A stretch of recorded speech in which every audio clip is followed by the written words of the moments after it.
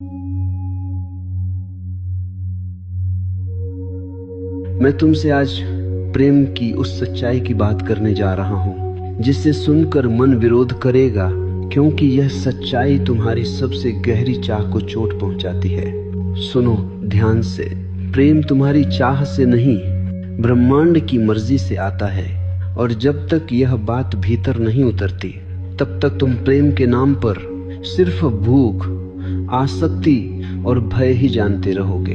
तुम जिसे प्रेम कहते हो वह ज्यादातर चाह होती है। तुम कहते हो मुझे तुमसे प्रेम है, लेकिन भीतर अर्थ होता है मुझे तुम चाहिए। चाह हमेशा भविष्य में होती है। चाह कहती है मेरे बिना तुम अधूरे हो, और जहां अधूरापन है वहां प्रेम नहीं हो सकता। प्रेम तो पूर्णता से जन्म लेता है, लेकिन यह बात तुम्हें कभी सिखाई नहीं गई। तुम्हें सिखाया गया अगर दिल धड़के, अगर मन खींचे, अगर किसी के बिना चैन न मिले तो यह प्रेम है। मैं कहता हूँ यह प्रेम नहीं है, यह आंतरिक गरीबी का लक्षण है। गरीब आदमी धन चाहता है, गरीब मन प्रेम चाहता है, और जो चाहता है वह मांगता है, जो मांगता है वह निर्भर हो जाता है, और निर्भरता गुलामी है। इसलिए मैं कहता हूँ चाह से जन्मा प्रेम हमेशा दुख देगा, क्योंकि चाह कभी तृप्त नहीं होती। आज तुम एक व्यक्ति चाहते हो, कल वही व्यक्ति बोझ बन जाता है। फिर तुम कहते हो प्रेम मर गया। न प्रेम मरा न गया, प्रेम आया ही नहीं था। अब मैं तुम्हें एक गहरी बात बताता हूँ। प्रेम किया नहीं जाता, प्रेम घटता है, और जो घटता है वह तुम्हारी मर्जी से नहीं घटता। जिस दिन तुम तैयार होते हो उस दिन ब्रह्मांड तुम्हें प्रेम देता है। लेकिन तैयार होने का अर्थ समझो।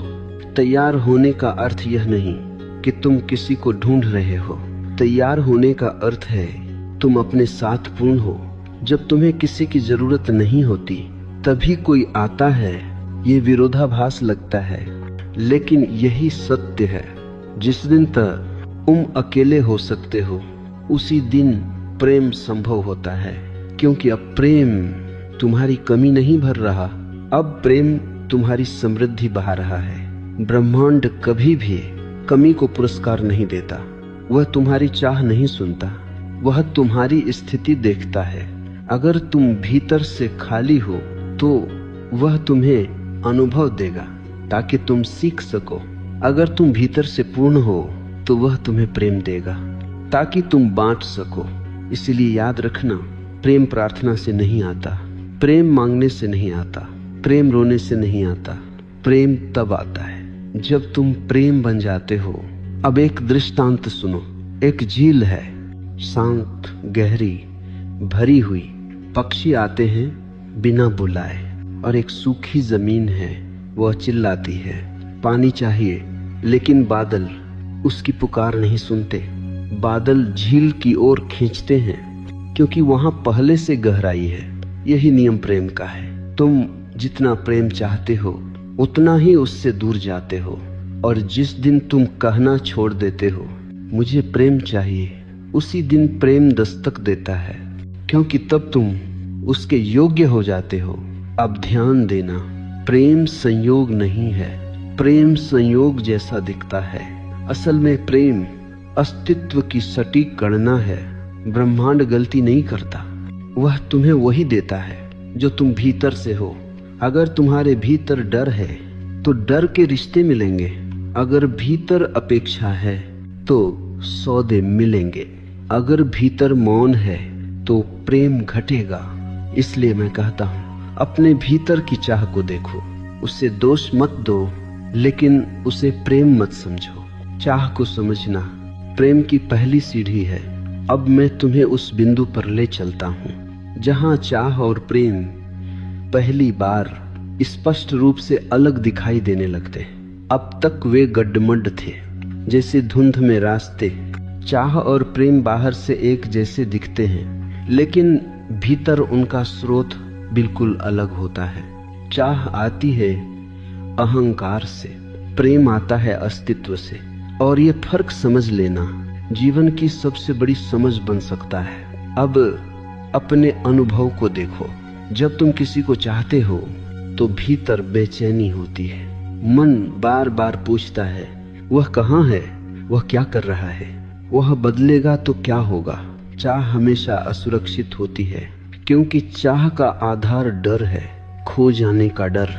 इसलिए चाह पहरा देती है, चाह शक करती है, चाह अधिकार जमाती है, और तुम इसे प्रेम कहते हो।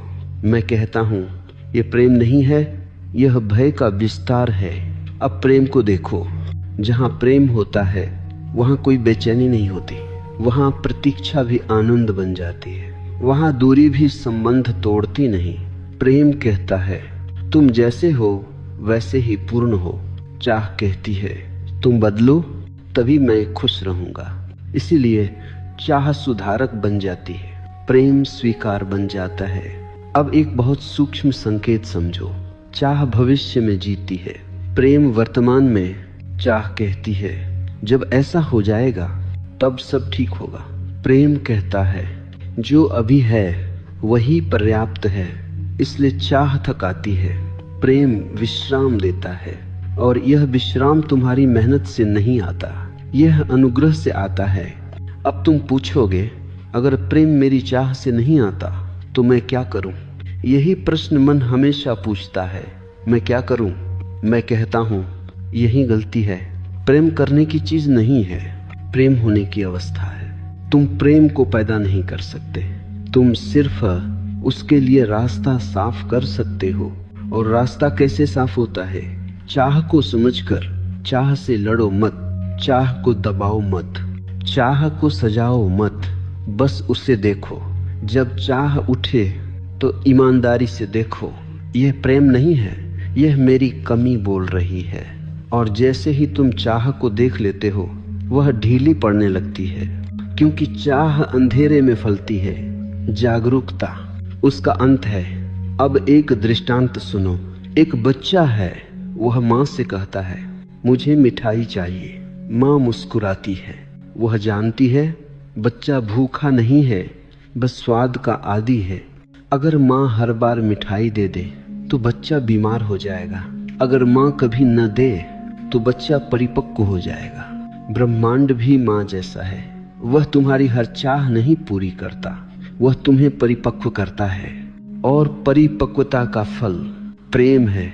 इसलिए याद रखना, प्रेम पुरस्कार नहीं है, प्रेम उपलब्धि नहीं है, प्रेम लक्ष्य नहीं है। प्रेम तो तुम्हारे भीतर की शांति का सुगंध है। जब भीतर शांति है तो प्रेम अपने आप फैलता है, और जब प्रेम फैलता है तो उसमें मैं नहीं रहता। न मुझे चाहिए, न मुझे डर है, न मुझे पकड़ना है, बस बहाव। इसीलिए मैं कहता हूँ जिस दिन तुम प्रेम को पाने की कोशिश छोड़ देते हो उसी दिन प्रेम तुम्हें पा लेता है, क्योंकि तब तुम ब्रह्मांड के साथ संघर्ष में नहीं होते, तब तुम समर्पण में होते हो। और समर्पण कमजोरी नहीं है, समर्पण ही सबसे बड़ी शक्ति है। अब मैं तुम्हें उस रहस्य की ओर ले चलता हूँ जिससे मन सबसे ज्यादा डरता है, छोड़ने का रहस्य। क्योंकि मन कहता है अगर छोड़ दिया तो खाली हो जाओगे, अगर चाह छोड़ दी तो प्रेम कैसे आएगा। मन को लगता है छोड़ना मतलब खोना। मैं कहता हूँ छोड़ना ही पहला पाना है। जब तक तुम्हारी मुट्ठी बंद है तब तक उसमें कुछ नया नहीं आ सकता। प्रेम खुली हथेली में उतरता है। अब ये बात बहुत गहराई से समझो। तुम जब भी किसी को चाहते हो तो भीतर एक तनाव होता है, तुम सजग नहीं हो पाते, तुम हर क्षण परिणाम देख रहे होते हो।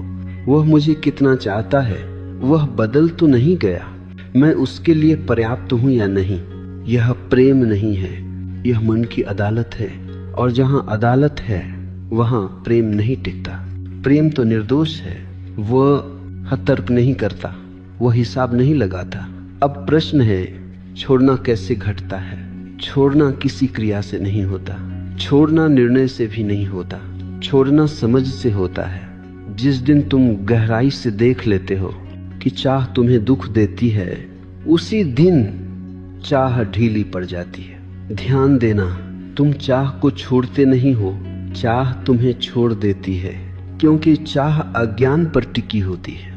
अब एक और दृष्टांत सुनो। एक आदमी नदी में डूब रहा है।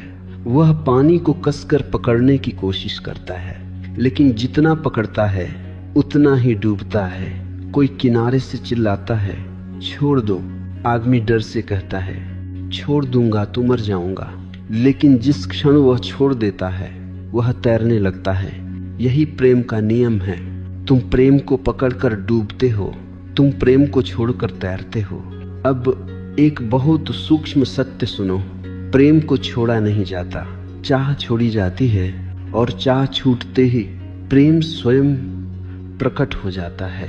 क्योंकि प्रेम हमेशा था, बस चाह ने उसे ढक रखा था। जैसे बादल सूरज को ढक लेते हैं। सूरज गया नहीं होता, दिखना बंद होता है। तुम्हारी चाह ब्रह्मांड पर भरोसा नहीं करती।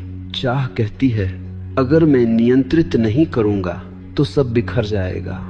लेकिन ब्रह्मांड नियंत्रण से नहीं चलता, वह तालमेल से चलता है। प्रेम भी तालमेल है, न प्रयास। इसीलिए प्रेम तभी घटता है जब तुम नियंत्रण छोड़ते हो। अब तुम पूछोगे, अगर मैं छोड़ दूं तो क्या प्रेम चला जाएगा? मैं कहता हूं, जो छोड़ने से चला जाए वह प्रेम था ही नहीं, वह सिर्फ समझौता था, वह सिर्फ आदत थी, वह सिर्फ डर की साझेदारी थी। सच्चा प्रेम छोड़ने से डरता नहीं, क्योंकि सच्चे प्रेम में मालिक नहीं होता, सिर्फ साथी होता है, और साथी कैद नहीं करते। अब समझो एक और बात।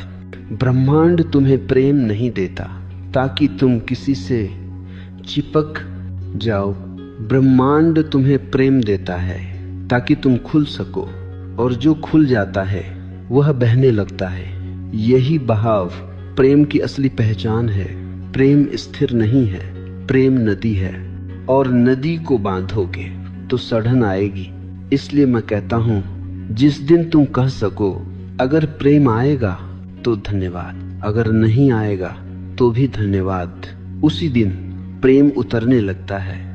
क्योंकि तब तुम मांग नहीं रहे, तुम उपलब्ध हो, और उपलब्धता ही ब्रह्मांड की भाषा है। ब्रह्मांड सुनता नहीं है तुम्हारे शब्द, वह सुनता है तुम्हारी अवस्था।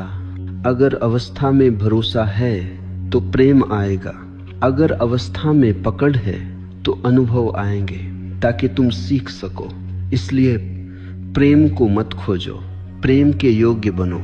और योग्य बनने का अर्थ है खुले होना, डरे नहीं होना, अकेले हो सकना।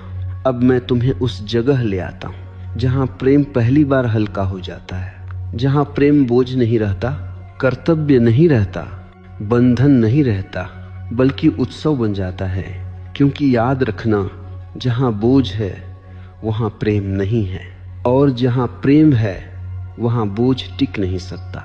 तुम्हारे ज्यादातर रिश्ते इसलिए थकाने वाले हो जाते हैं क्योंकि तुम प्रेम में भी स्वतंत्र नहीं हो। तुम कहते हो, मैं तुम्हारे बिना नहीं रह सकता, और इसे तुम प्रेम मान लेते हो। मैं कहता हूं, यह प्रेम नहीं है, यह डर की घोषणा है। प्रेम कभी यह नहीं कहता कि तुम मेरे बिना अधूरे हो। प्रेम कहता है, तुम जैसे हो वैसे ही पूरे हो। इसलिए सच्चा प्रेम कभी पकड़ नहीं बनता। अब एक बहुत महीन फर्क समझो। चाह से जन्मा रिश्ता हमेशा प्रश्न करता है, तुम मेरे लिए क्या कर रहे हो? प्रेम से जन्मा रिश्ता सिर्फ इतना जानता है, मैं तुम्हारे साथ हूं। ये साथ स्वामित्व नहीं है, यह उपस्थिति है। अब एक दृष्टांत सुनो। दो लोग नाव में बैठे हैं। अगर दोनों एक दूसरे को कसकर पकड़ लें तो नाव डगमगा जाती है, लेकिन अगर दोनों अपनी अपनी जगह स्थिर बैठे तो नाव सहज बहती है। रिश्तों में भी यही नियम है। जितना ज्यादा पकड़ उतना ज्यादा असंतुलन, जितनी ज्यादा स्वतंत्रता उतना ज्यादा सामंजस्य। इसलिए मैं कहता हूं, प्रेम में आजादी दो तो प्रेम गहराता है। आज तुम जिसे प्रेम कहते हो उसमें ज्यादातर अनुबंध छुपे होते हैं। मैं तुम्हें खुश रखूंगा अगर तुम ऐसे रहो। यह प्रेम नहीं है, यह सौदा है, और हर सौदा कभी न कभी टूटता है, प्रेम सौदा नहीं है, प्रेम अनुग्रह है और अनुग्रह कभी बाध्य नहीं करता। अब ये बात बहुत गहराई से समझो। जो व्यक्ति अकेले रह सकता है वही प्रेम में स्वतंत्र रह सकता है, और जो प्रेम में स्वतंत्र है वही प्रेम को दूषित नहीं करता। इसीलिए अकेलापन प्रेम का शत्रु नहीं है, अकेलापन प्रेम की जड़ है। जब तुम अकेले हो सकते हो तो तुम प्रेम में कुछ मांगने नहीं जाते, तुम देने जाते हो, और देना भी कोई त्याग नहीं लगता। अब प्रेम में रहकर तुम बदलना नहीं चाहते, तुम सुधारक नहीं बनते, तुम उपदेशक नहीं बनते, क्योंकि प्रेम जानता है दूसरे को बदलना हिंसा है। प्रेम स्वीकार करता है और स्वीकार में ही परिवर्तन घटता है। यही कारण है कि प्रेम के पास कोई तकनीक नहीं होती, वह बस उपस्थिति है। अब एक और गहरी बात सुनो। जब प्रेम स्वतंत्र होता है तो ईर्ष्या गिरने लगती है। ईर्ष्या तभी होती है जब तुम डरते हो कहीं यह मुझसे छिन न जाए, लेकिन जो छिन सकता है वह तुम्हारा था ही नहीं। प्रेम में कोई सुरक्षा नहीं होती, प्रेम भरोसा है, और भरोसा नियमों से नहीं आता, न वचनों से आता है। भरोसा तुम्हारी आंतरिक स्वतंत्रता से आता है।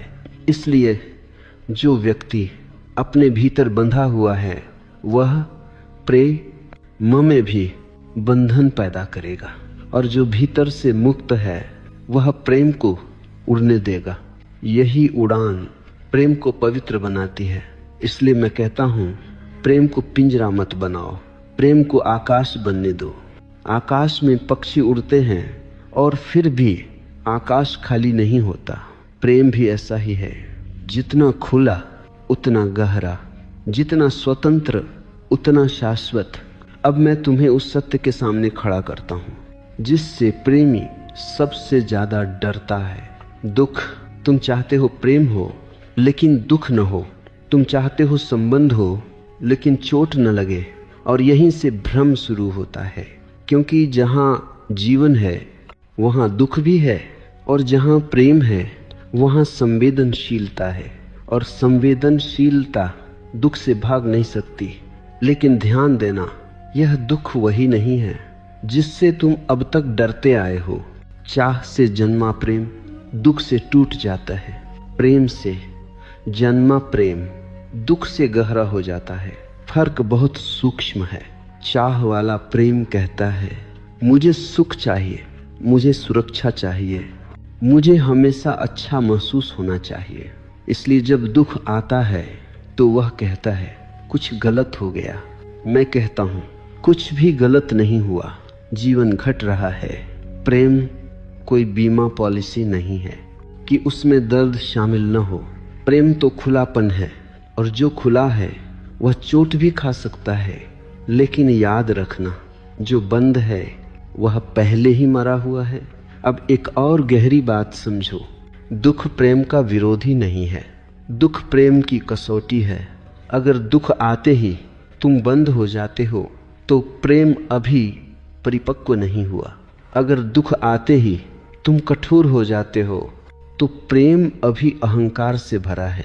लेकिन अगर दुख आते ही तुम और कोमल हो जाते हो तो समझो प्रेम सही दिशा में है। अब एक दृष्टांत सुनो। एक मिट्टी का बर्तन है, एक पत्थर का बर्तन है। पत्थर का बर्तन टूटता नहीं, लेकिन उसमें कुछ उगता भी नहीं। मिट्टी का बर्तन टूट सकता है, लेकिन उसी में बीज अंकुरित होता है। प्रेम मिट्टी जैसा है, नाजुक, संवेदनशील लेकिन जीवनदायी, और चाह पत्थर जैसी है, सुरक्षित, कठोर लेकिन बंजर। इसलिए मैं कहता हूँ, अगर तुम प्रेम चाहते हो तो दुख की संभावना स्वीकार करो। जो दुख से बचना चाहता है वह प्रेम से भी बचेगा। अब समझो एक और बात, दुख तब घातक बनता है जब तुम उसे व्यक्तिगत बना लेते हो। तुम कहते हो उसने मुझे दुख दिया, लेकिन प्रेम की दृष्टि कहती है दुख घटता है। ये फर्क बहुत बड़ा है। जब उसने आता है तो आरोप आता है, और जहाँ आरोप है वहाँ प्रेम नहीं टिकता। लेकिन जब तुम कह पाते हो दुख घटता है तो तुम साक्षी बने रहते हो, और साक्षी कभी टूटता नहीं। यह साक्षी भाव तुम्हें कठोर नहीं बनाता, यह तुम्हें पारदर्शी बनाता है। अब दुख गुजरता है लेकिन भीतर गांठ नहीं बनाता। यही परिपक्व प्रेम है। परिपक्व प्रेम दुख को जमा नहीं करता, वह दुख को बहने देता है। जैसे आंसू बहते हैं और आंखें हल्की हो जाती हैं।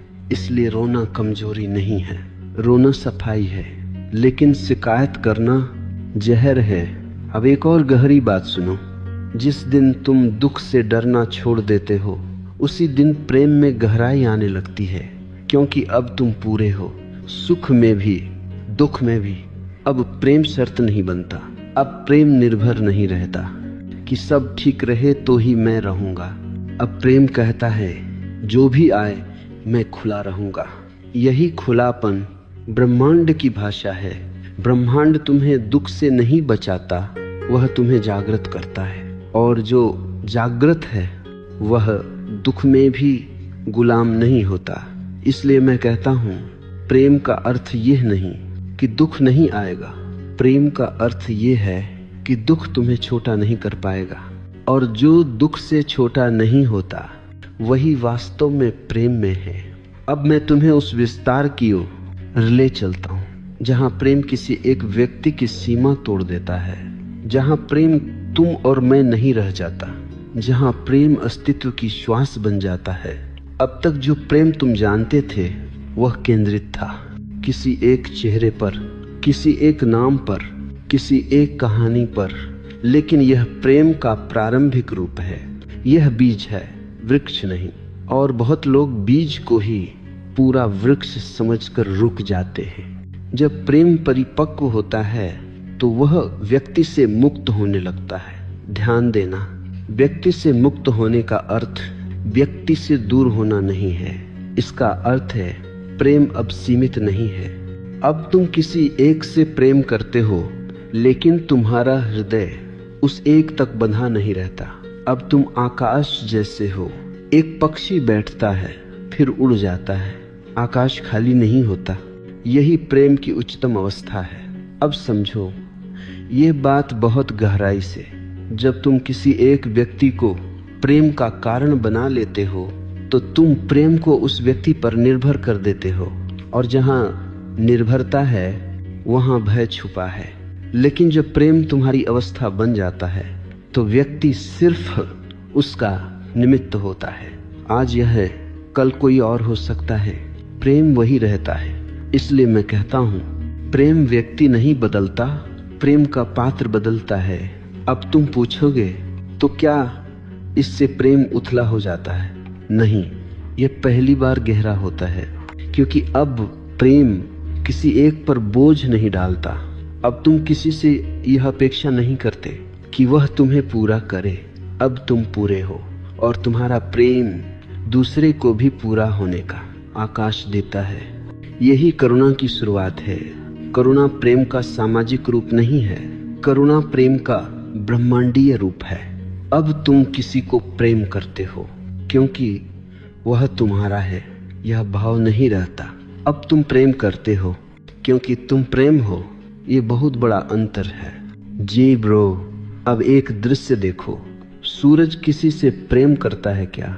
फिर भी उसकी रोशनी सब पर गिरती है। वह यह नहीं पूछता तू योग्य है या नहीं। यही प्रेम का अंतिम सौंदर्य है, बिना चयन के बहाना। जब प्रेम चयन करता है तो वह चाह के करीब होता है। जब प्रेम चयन छोड़ देता है तो वह अस्तित्व के करीब होता है। अब इस अवस्था में तुम किसी से जुड़ते हो लेकिन जकड़ते नहीं, तुम विदा भी देते हो लेकिन टूटते नहीं, क्योंकि अब तुम जानते हो आने जाने वाले बदलते हैं, प्रेम नहीं। यह जान लेना सबसे बड़ी मुक्ति है। अब प्रेम दुख से डरता नहीं, क्योंकि अब दुख भी व्यक्तिगत नहीं रहता। दुख आता है जैसे बादल आता है और चला जाता है, आकाश स्थिर रहता है। अब तुम आकाश हो। यही कारण है कि इस अवस्था में ईर्ष्या असंभव हो जाती है। ईर्ष्या क्यों होती है? क्योंकि प्रेम को तुम्हारी संपत्ति समझ लिया गया था। अब प्रेम संपत्ति नहीं है, प्रेम प्रवाह है और प्रवाह पर किसी का अधिकार नहीं होता। अब तुम जीवन को बहुत सम्मान से देखने लगते हो। हर प्राणी तुम्हारे लिए अलग नहीं होता, संबंधित होता है। यह कोई नैतिकता नहीं है, यह जागरूकता है। इसलिए मैं कहता हूँ, सच्चा प्रेम अंततः व्यक्ति को पार कर जाता है। वह व्यक्ति से शुरू होता है लेकिन वहीं समाप्त नहीं होता। और जब प्रेम ब्रह्मांडीय हो जाता है तो वह प्रार्थना बन जाता है, बिना शब्दों के। अब तुम पूछते नहीं मुझे प्रेम मिलेगा या नहीं, अब तुम हो और प्रेम बह रहा है। यह अवस्था न तुम्हारी चाह से आई है न तुम्हारी कोशिश से, यह ब्रह्मांड की मर्जी है। और ब्रह्मांड तभी देता है जब तुम लेने की जिद छोड़ देते हो। अब मैं तुम्हें उस धरातल पर ले आता हूँ जहाँ यह ब्रह्मांडीय प्रेम कोई ऊंची अनुभूति नहीं रह जाता, बल्कि दैनिक जीवन की सहज लय बन जाता है। क्योंकि प्रेम अगर जीवन में न उतरे तो वह केवल अनुभव बनकर रह जाता है, और अनुभव भी एक दिन स्मृति बन जाते हैं। सच्चा प्रेम जीवन में उतरता है। अब प्रश्न यह नहीं है कि ध्यान में प्रेम कैसा लगता है, प्रशांत क्षणों में प्रेम कैसा लगता है। असली प्रश्न यह है, बाजार में, संबंधों में, काम में, टकराव में यह प्रेम कैसे जिए। यहीं पर प्रेम की वास्तविक परीक्षा होती है। जब प्रेम ब्रह्मांडीय हो जाता है तो जीवन से भागने की कोई जरूरत नहीं रहती। अब तुम काम करते हो लेकिन काम तुम्हें नहीं खा जाता। अब तुम संबंध में रहते हो लेकिन संबंध तुम्हें बांधता नहीं। अब तुम बोलते हो लेकिन शब्दों में जहर नहीं होता। ये सब कैसे संभव होता है? एक सरल सूत्र समझो। अब तुम प्रतिक्रिया नहीं करते, अब तुम उत्तर देते हो। प्रतिक्रिया चाह से आती है, उत्तर जागरूकता से आता है। पहले कोई कुछ कहता था तो तुम्हारे भीतर तुरंत चोट लगती थी। अब कोई कुछ कहता है तो तुम पहले सुनते हो। यह सुनना प्रेम का पहला चिन्ह है। अब तुम तुरंत सही साबित नहीं होना चाहते। अब तुम्हें जीतने की जल्दी नहीं होती, क्योंकि जीतने वाला हमेशा कुछ खोता है, और जो प्रेम में है वह कुछ खोना नहीं चाहता, वह कुछ थामना भी नहीं चाहता। अब तुम संबंधों में स्पष्ट हो जाते हो। तुम कुछ छुपाते नहीं, तुम कुछ थोपते नहीं। स्पष्टता कठोर नहीं होती, स्पष्टता कोमल होती है। और कोमलता तभी आती है जब भीतर डर नहीं होता। अब देखो, काम करते हुए भी प्रेम कैसे जीता है। पहले तुम काम करते थे क्योंकि पहचान चाहिए थी। अब तुम काम करते हो क्योंकि काम स्वयं ध्यान बन गया है। अब तुम्हारी ऊर्जा किसी परिणाम में नहीं अटकी रहती। तुम पूरा करते हो और छोड़ देते हो। यही छोड़ देना ब्रह्मांड के साथ तालमेल है। अब तुम्हें तनाव कम लगता है, न इसलिए कि काम कम हो गया, बल्कि इसलिए कि काम के पीछे मैं कम हो गया, और जहां मैं कम होता है वहां थकान नहीं टिकती। अब संबंधों में एक और बदलाव आता है। पहले तुम प्रेम में सुरक्षा खोजते थे, अब तुम प्रेम में सत्य खोजते हो। सत्य कभी आरामदेह नहीं होता, लेकिन वह मुक्त करता है। इसलिए अब तुम नाटक नहीं करते। तुम जैसा महसूस करते हो वैसा ही रहते हो। अगर दूरी चाहिए तो दूरी लेते हो बिना अपराध बोध के।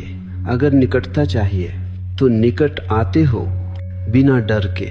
यही संतुलन है, और यह संतुलन किसी नियम से नहीं आता, ये आता है भीतर की पूर्णता से। अब मैं तुम्हें एक बहुत व्यवहारिक संकेत देता हूँ। जब भी जीवन में कोई उलझन आए तो पूछो, यह मेरी चाह बोल रही है या मेरा प्रेम? अगर चाह बोले तो वहां बेचैनी होगी, तो वहां जल्दबाजी होगी। अगर प्रेम बोले तो वहां धैर्य होगा, तो वहां मौन होगा। और प्रेम से निकला कदम कभी पछतावा नहीं देता। ये नहीं कि गलती नहीं होती, गलती भी होती है, लेकिन अब गलती भी सीख बन जाती है, दाग नहीं।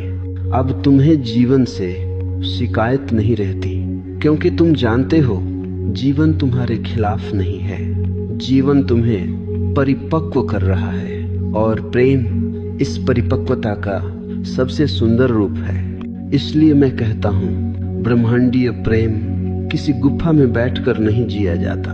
वह सड़क पर चलता है, ऑफिस में काम करता है, रिश्तों में हंसता है और जरूरत पड़ने पर मौन हो जाता है। और यही इसकी सुंदरता है। कोई दिखावा नहीं, कोई घोषणा नहीं, बस एक शांत स्थिर बहता हुआ जीवन। अब मैं तुम्हें उस बिंदु पर ले आता हूँ जहाँ एक बहुत पुरानी गलतफहमी टूट जाती है कि प्रेम और अकेलापन विरोधी हैं। तुम्हें सिखाया गया है या तो प्रेम होगा या अकेलापन होगा। मैं कहता हूँ, जब प्रेम सही अर्थों में घटता है, अकेलापन मिट जाता है, लेकिन भीड़ नहीं आती। यह बात बहुत सूक्ष्म है। अकेलापन तब होता है जब तुम भीतर से खाली हो और बाहर से किसी को ढूंढ रहे हो, और प्रेम तब होता है जब तुम भीतर से भरे हो और बाहर से किसी से जुड़े हो। इसलिए ब्रह्मांडीय प्रेम में अकेलापन नहीं होता, लेकिन निर्भरता भी नहीं होती। अब तुम अकेले भी हो और जुड़े हुए भी। यह विरोधाभास लगता है, लेकिन यही सत्य है। अब समझो अकेलापन क्यों मिट जाता है। क्योंकि अकेलापन दूसरे की अनुपस्थिति नहीं है, अकेलापन अपने आप की अनुपस्थिति है। जब तुम स्वयं में उपस्थित हो जाते हो तो कोई भी अनुपस्थिति तुम्हें खाली नहीं करती। अब चाहे कोई साथ हो या न हो, तुम पूर्ण हो, और यह पूर्णता प्रेम का सबसे बड़ा उपहार है। अब प्रेम और ध्यान अलग अलग अनुभव नहीं रहते। पहले ध्यान साधना थी और प्रेम संबंध। अब ध्यान ही प्रेम है और प्रेम ही ध्यान है। अब जब तुम किसी को देखते हो तो पूरा देखते हो। अब जब तुम किसी को सुनते हो तो बीच में मैं नहीं बोलता। यह पूरी उपस्थिति ध्यान है और यही उपस्थिति प्रेम है। इसलिए मैं कहता हूँ, ध्यान में बैठा हुआ व्यक्ति अगर प्रेम नहीं कर पा रहा तो उसका ध्यान अभी अधूरा है, और जो प्रेम में है लेकिन सजग नहीं है, वह अभी चाह में है। सच्चा प्रेम सजग होता है। अब इस अवस्था में एक और परिवर्तन घटता है। तुम शिकायत करना भूल जाते हो, क्योंकि शिकायत हमेशा कमी से आती है। अब तुम जीवन से यह नहीं कहते मुझे यह नहीं मिला। अब तुम कहते हो जो मिला है वही पर्याप्त है, और यह पर्याप्तता कोई समझौता नहीं है, यह गहरी संतुष्टि है। अब तुम्हें किसी को अपने साथ रोकने की जरूरत नहीं। अगर कोई आता है तो तुम खुले हो, अगर कोई जाता है तो तुम आभारी हो, क्योंकि जो आया था वह उपहार था और उपहारों को पकड़ा नहीं जाता। अब प्रेम में भविष्य नहीं होता, न डर का भविष्य न आशा का भविष्य, सिर्फ यह क्षण होता है। और जो इस क्षण में जीता है वह अकेला नहीं हो सकता, क्योंकि यह क्षण अस्तित्व से भरा है। यही कारण है कि इस प्रेम में ईश्वर की जरूरत नहीं रहती, क्योंकि हर श्वास में अस्तित्व उपस्थित है। अब पूजा अलग नहीं है, जीवन ही पूजा है। अब चलन आ भी ध्यान है, बोलना भी प्रार्थना है, मौन भी संगीत है। और यह सब तुम्हारी चाह से नहीं घटा, यह तब घटा जब तुमने चाह छोड़ दी। यह ब्रह्मांड की मर्जी से घटा। अब मैं तुम्हें एक अंतिम संकेत देता हूँ। अगर कभी तुम्हें लगे कि प्रेम कम हो रहा है तो किसी और को मत खोजो, अपने भीतर लौट आओ, क्योंकि प्रेम बाहर नहीं खोता, वह भीतर से ढकता है। जब चाह फिर सिर उठाती है, देखो, समझो और फिर छोड़ दो। यही पूरा सूत्र है। अब मैं तुम्हें उस भय के सामने ले चलता हूँ जिसे मनुष्य सबसे गहराई में छुपाए बैठा है, मृत्यु का भय। और मैं तुमसे सीधे कहता हूँ, जो प्रेम में जी चुका है वह मृत्यु से डर नहीं सकता, क्योंकि मृत्यु का भय प्रेम की अनुपस्थिति से पैदा होता है। तुम मृत्यु से नहीं डरते, तुम अधूरे रह जाने से डरते हो। तुम डरते हो कि सब कुछ छिन जाएगा, सब टूट जाएगा, सब खत्म हो जाएगा। लेकिन ये डर तभी होता है जब तुमने जीवन को पकड़ कर जिया है, चाह से जिया है। जिसने प्रेम को संपत्ति बना लिया वह मृत्यु से कांपेगा, लेकिन जिसने प्रेम को प्रवाह की तरह जिया उसके लिए मृत्यु सिर्फ एक द्वार है। अब समझो ये बात बहुत गहराई से। मृत्यु कोई घटना नहीं है, मृत्यु परिवर्तन है। लेकिन मन परिवर्तन से डरता है क्योंकि मन स्थिरता चाहता है और प्रेम स्थिर नहीं होता।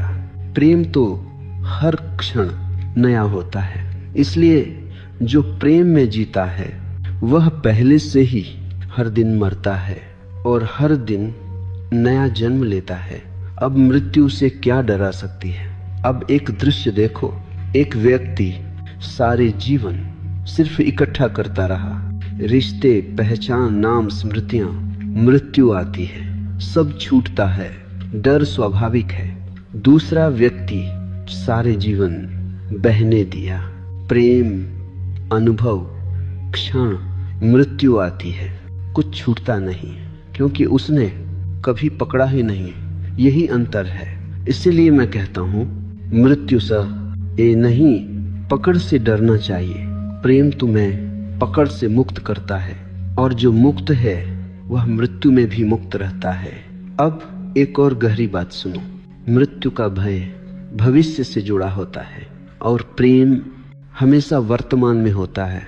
जो वर्तमान में जीता है उसके लिए भविष्य कल्पना मात्र है और कल्पनाएं डर पैदा करती हैं। इसलिए प्रेम में जीने वाला व्यक्ति मृत्यु के बारे में सोचता नहीं, वह जीता है।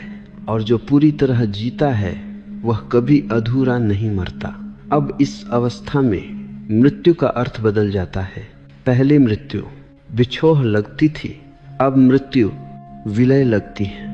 जैसे नदी समुद्र में गिरती है, क्या तुम कहते हो नदी मर गई या तुम कहते हो नदी समुद्र हो गई? यही दृष्टि बदल जाती है। अब मृत्यु कोई व्यक्तिगत त्रासदी नहीं रहती, अब मृत्यु अस्तित्व की लय बन जाती है और इस लय को प्रेम ही समझ सकता है क्योंकि प्रेम पहले ही सीमाओं को तोड़ चुका है। अब मैं तुम्हें एक अंतिम सत्य की ओर संकेत करता हूँ। जो व्यक्ति प्रेम में जीता है वह मृत्यु के क्षण में भी किसी को नहीं पुकारता। वह अकेला नहीं होता, वह संपूर्ण होता है। उसकी श्वास शांत होती है, उसकी आंखें भरी नहीं होती, वे गहरी होती हैं क्योंकि उसने जीवन को पूरा जिया है। और जिसने जीवन को पूरा जिया है उसके लिए मृत्यु अधूरी नहीं हो सकती। इसलिए मैं कहता हूँ प्रेम तुम्हें अमर नहीं बनाता, प्रेम तुम्हें निर्भय बनाता है। और निर्भय होना अमरता से भी गहरा है क्योंकि अमरता अहंकार की चाह हो सकती है, निर्भयता सत्य की पहचान है। अब मैं तुम्हें कोई निष्कर्ष नहीं देने जा रहा हूँ क्योंकि निष्कर्ष मन को तसल्ली देते हैं और प्रेम तसल्ली से नहीं, जोखिम से जिया जाता है। अब तक जो कहा गया वह जानकारी नहीं थी, वह संकेत थे, उंगली थी, चांद नहीं। अब सवाल यह नहीं है कि तुमने समझा या नहीं, सवाल यह है क्या तुम भरोसा कर सकते हो? क्योंकि प्रेम समझ से नहीं आता, प्रेम भरोसे से आता है और भरोसा तुम्हारी चाह से नहीं आता। भरोसा आता है उस क्षण से जब तुम जीवन से लड़ना छोड़ देते हो। अब मैं तुमसे कुछ करने को नहीं कहता, मैं तुमसे कुछ छोड़ने को कहता हूँ। छोड़ो यह उम्मीद कि प्रेम तुम्हें सुरक्षित कर देगा, छोड़ो यह उम्मीद कि कोई तुम्हें पूरा करेगा, छोड़ो यह उम्मीद कि जीवन तुम्हारे हिसाब से चलेगा। और देखो क्या घटता है जिस दिन तुम यह कहना सीख लेते हो, जो आए मैं उसके लिए खुला हूँ, जो जाए मैं आभारी हूँ। उसी दिन प्रेम उतरता है क्योंकि अब तुम ब्रह्मांड के विरोध में नहीं हो, अब तुम बहाव में हो। यही कारण है कि प्रेम को बुलाया नहीं जाता, प्रेम को पकड़ा नहीं जाता, प्रेम को साबित नहीं किया जाता। प्रेम अनुग्रह की तरह उतरता है और अनुग्रह हमेशा खाली हाथों में उतरता है। अब मैं तुम्हें कोई विधि नहीं दूंगा। विधियां सहारे बन जाती हैं और सहारे फिर नई गुलामी बन जाते हैं। मैं तुम्हें सिर्फ एक सजगता दूंगा। जब भी प्रेम की बात आए तो देखना कहीं चाह तो नहीं बोल रही। जब भी किसी की कमी लगे तो देखना कहीं तुम अपने से तो दूर नहीं। और जब भी जीवन तुम्हें अकेला छोड़ दे तो भागना मत, क्योंकि वही क्षण तैयारी का होता है। ब्रह्मांड तभी प्रेम देता है जब तुम उसे मांगना छोड़ देते हो। यही सबसे बड़ा रहस्य है। इसलिए याद रखना, प्रेम तुम्हारी चाह से नहीं आता, प्रेम तुम्हारी कोशिश से नहीं आता, प्रेम तुम्हारी योजना से नहीं आता। प्रेम ब्रह्मांड की मर्जी से आता है और ब्रह्मांड तभी हाँ कहता है जब तुम पहले ही हाँ कह चुके होते हो। जीवन को, अनिश्चितता को और स्वयं को अब जाओ और प्रेम को खोजो मत। प्रेम बनो, बाकी सब अपने आप घटेगा।